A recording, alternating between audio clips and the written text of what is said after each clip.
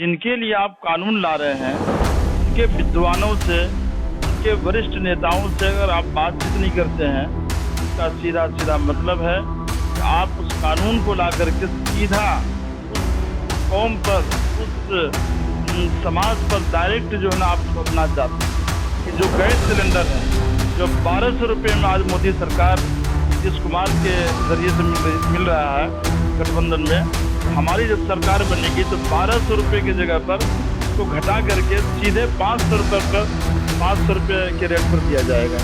तो बाप का लाठी संभालने वाला कौन होता है?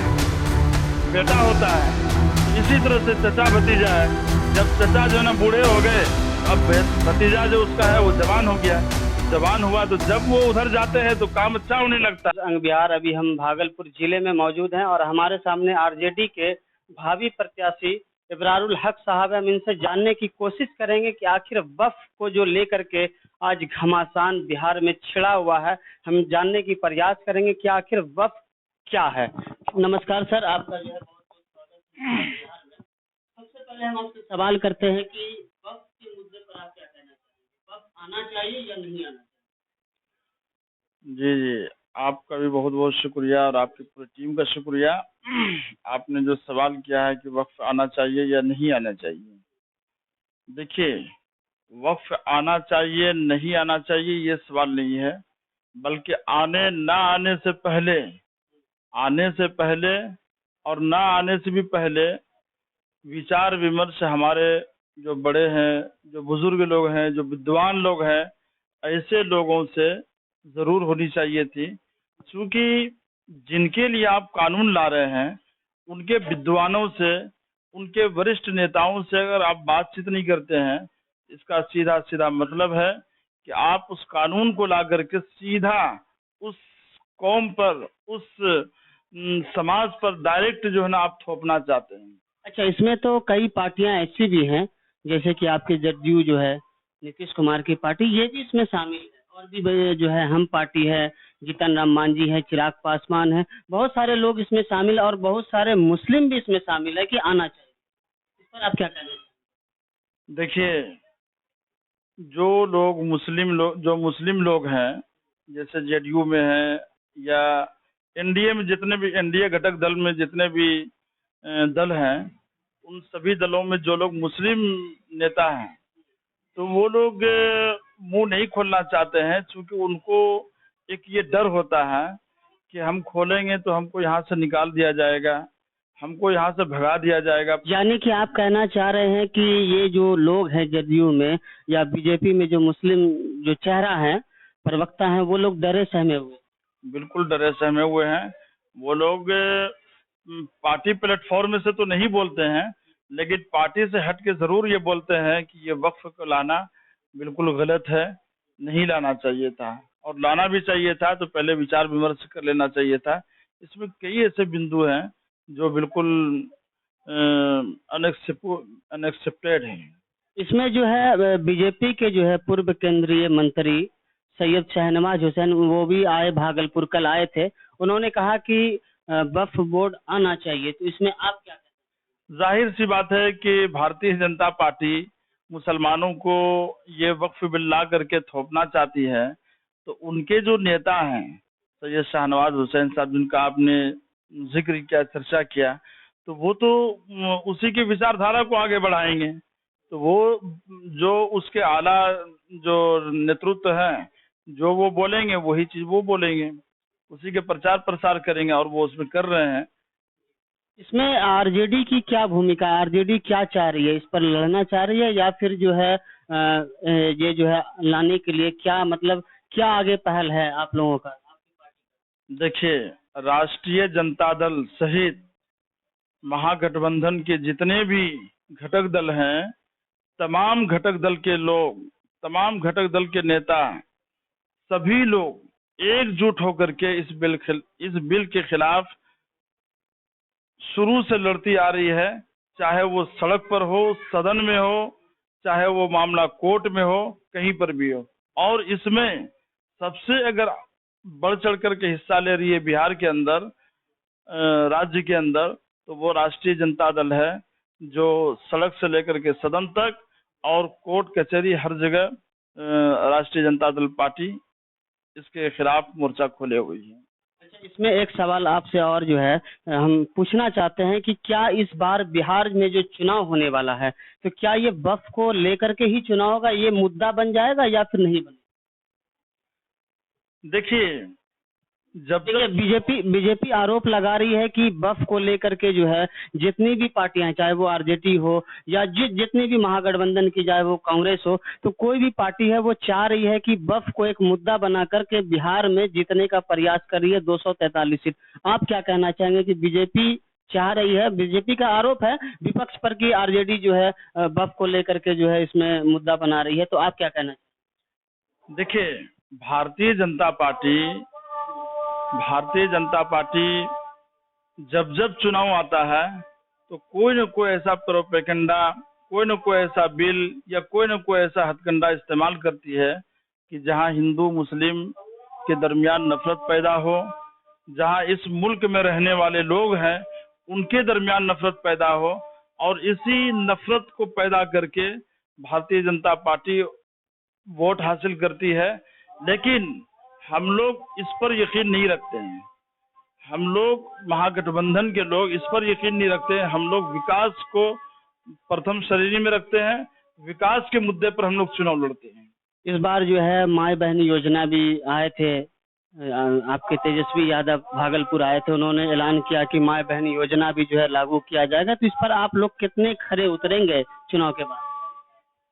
बिल्कुल, देखिए, एक बात स्पष्ट है कि महागठबंधन के जितने भी घटक दल के जितने भी दल हैं, तमाम दल पूरे हिंदुस्तान के अंदर, पूरे भारत में जहां जहां पर भी चुनाव मैदान में आ रही है, तो इस तरह का जैसे माई बहन मान योजना है या इस तरह से और भी जो वादे हैं, इस तरह से ला रही है, ऐलान कर रही है। अभी आपने देखा होगा हाल ही में कि बिहार के बगल का जो राज्य है झारखंड, वहां पर भी इसका ऐलान हुआ, और ऐलान होते ही जब सरकार बनी, लोगों ने विश्वास जताया, जब सरकार बनी तो वहां पर आज माई बहन मान योजना के तहत 2500 रुपये महीना मिल रहा है। आप मालूम कर सकते हैं जो जो वादा किया गया हेमंत सोरेन के जरिए से, आज हेमंत सोरेन की जब सरकार बनी है तो वहां पर ये सब चीज लागू है और सभी लोगों को मिल रहा है वहां पर। इसी तरह से हम लोग भी जब हमारी सरकार बनेगी, महागठबंधन की सरकार बनेगी, तो माननीय तेजस्वी यादव जी ने जो वादा किया है कि हर माई बहन मान योजना के तहत हर माई बहन को 2500 रुपया दिया जाएगा। इसी तरह से बूढ़े माँ बाप जिसको अभी तक 400 रुपये मिलता है, कभी नहीं मिलता है, उनको सुनियोजित तरीके से हर महीने 400 रुपये से बढ़ा करके उनको 1500 रुपये किया जाएगा। इसी तरह से हर घर में जो एक बिजली की बहुत बड़ी समस्या है, इसको लेकर के हम लोगों ने धरना प्रदर्शन भी किया मीटर को लेकर के, तो उस बिजली बिल को लेकर के भी हम लोगों ने ये ऐलान किया है, माननीय तेजस्वी यादव जी ने ऐलान किया है कि क्या बोलता है 200 यूनिट बिजली बिल मुफ्त हर घर में दिया जाएगा।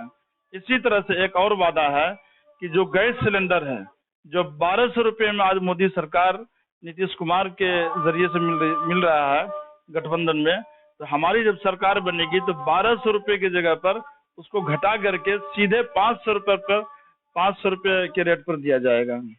आखिरी सवाल हम आपसे करते हैं ये बिहार को लेकर के कि इस बार जो है क्या लगता है आपको कि मुख्यमंत्री तेजस्वी यादव बन ही जाएंगे?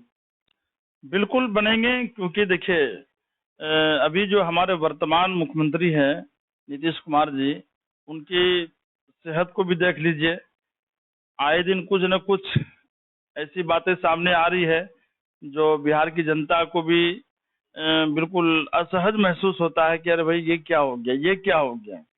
और हर तरफ से देख लीजिए, आज ये 5-6 साल के अंदर में, बल्कि ये समझ लीजिए कि 19 सालों के दरमियान, ये लोग कहते हैं ना कि भाई लालू का जो है ना जंगल राज बोलते हैं, तो इन लोगों से पूछिए कि ये जो 19 सालों के दरमियान 19 सालों में 60,000 हत्याएं हुई है, तो क्या इसको जंगल राज नहीं कहेंगे? ये जंगल राज नहीं तो क्या है, ये मंगल राज है, ये भी तो जंगल राज है ना। मतलब आप सीधा आरोप जो है आप बीजेपी और जदयू पर लगा?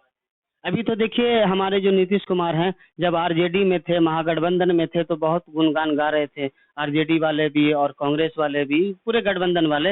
लेकिन अभी जैसे आप बीजेपी में चले गए हैं, तो आप लोग जो है उन पर लांछन लगा रहे हैं कि उनका स्वास्थ्य ठीक नहीं है, या ऐसा नहीं है, वैसा नहीं है, वो आरोप पर आरोप लगाते जा रहे हैं। आप लोग इस पर जो है खुलासा क्या है, जो कि इस बार जो है बिहार में आप लोग, अगर जैसे कि नीतीश कुमार जो है, जदयू अगर पार्टी इसमें शामिल होना चाहती है, तो क्या इस बार आप लोग शामिल करेंगे उनको? देखिए, आपने जो कहा कि जब वो तेजस्वी साहब वहाँ रहते हैं तो उसकी तारीफ करते हैं, जाहिर सी बात है कि जहाँ पर वो तो कहते हैं कि हमारे चचा जी हैं, चचा और भतीजा। वही तो बोल रहे हैं, जहाँ पर तेजस्वी जैसा यशस्वी डिप्टी सीएम उनको मिल जाए, एक युवा नेता मिल जाए, एक बूढ़े आदमी को, एक खटारे नेता को ऐसा नेता मिल जाए, तो जाहिर सी बात है कि उसके अंदर तो पावर आएगा ही काम करने का, ताकत उनके अंदर आएगा ही काम करने का। जब एक बाप जब बूढ़ा हो जाता है और उसका बेटा जवान होता है, तो बाप का लाठी संभालने वाला कौन होता है? बेटा होता है।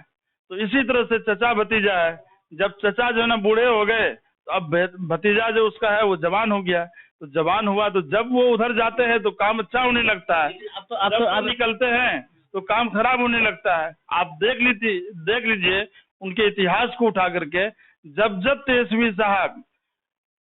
तेजस्वी साहब नीतीश कुमार जी के साथ मिल करके सरकार बनाए हैं, तो हत्याएं, बलात्कार और इस तरह की जितनी भी घटनाएं हैं वो बहुत नीचे स्तर तक चली गई, बहुत कम हो गया। चुनाव में तो हम इस चीज में देख रहे हैं सर कि यहाँ पर जो है नीतीश कुमार के बेटा जो हैं वो भी अब धीरे धीरे राजनीति में आ रहे हैं। तो जैसे कि आपने बताया कि चचा हैं, भतीजा जवान हो गया, तो उनका बेटा भी तो यहाँ पर जवान होता है। देखिए, हमारे माननीय तेजस्वी यादव जी बड़ा दिल दिखा करके उनके बेटे के लिए तो कहा कि भाई उनको आना चाहिए था, बहुत लेट कर दिया, उनको आना चाहिए था, तो उन्होंने तो बड़ा दिल दिखाया है। कहाँ हमारे तेजस्वी जी जो है ना उसको रोक रहे हैं आने के लिए? आ जाना चाहिए था, बिल्कुल आना चाहिए था, क्यों नहीं आना चाहिए था? हम आखिरी है तो बहुत अच्छी बात है। हम आखिरी सवाल हम आपसे और एक सवाल आखिरी करेंगे कि आप नाथनगर विधानसभा क्षेत्र में क्या आप कमी देख रहे हैं, जो कि आप जो है यहाँ से चुनाव लड़ना चाहते हैं और यहाँ के समस्याओं को देख रहे हैं। हम एक सवाल आपसे करेंगे कि क्या समस्या है नाथनगर विधानसभा? देखिए, समस्या नहीं है, हमारे पार्टी में ये एक खुला ऑफर होता है कि जो लोग जमीनी स्तर पर लोगों के लिए खरा उतरेंगे, काम करेंगे, तो हम ऐसे लोगों को आगे बढ़ाएंगे। तो क्या आपको जो है आरजेडी टिकट दे देगी, उसके बाद आप प्रत्याशी भी बन जाएंगे और उसके बाद जीत भी लेंगे, तो क्या आप नाथनगर विधानसभा क्षेत्र का क्या आप लाभ देंगे? अगर ऐसा मुमकिन हो जाता है और हम जीत जाते हैं, जीत करके विधानसभा में पहुंचेंगे। अभी तो आप दावा भी कर रहे थे कि हम 243 सीट लाएंगे ही, तो उस हिसाब से तो जितना ही हुआ। क्या आप जीतने के बाद आपकी सरकार जो है भागलपुर से नाथनगर विधानसभा क्षेत्र में बहुत सारी कमियां हैं जो हमने भी देखा है, जल नल योजना को लेकर के बहुत सारी कमियां हैं, तो क्या इस चीज को आप दूर कर पाएंगे? जी जी, बिल्कुल दूर करेंगे। जो जो भी कमी है उन सब कमी को हम बिल्कुल जा करके करीब से जा करके देख रहे हैं, और उसके समाधान के लिए जो भी होगा तो निश्चित तौर पर उसके लिए हम कदम उठाएंगे और करेंगे उसको। आप अपना परिचय? अबरारुल हक, राष्ट्रीय जनता दल।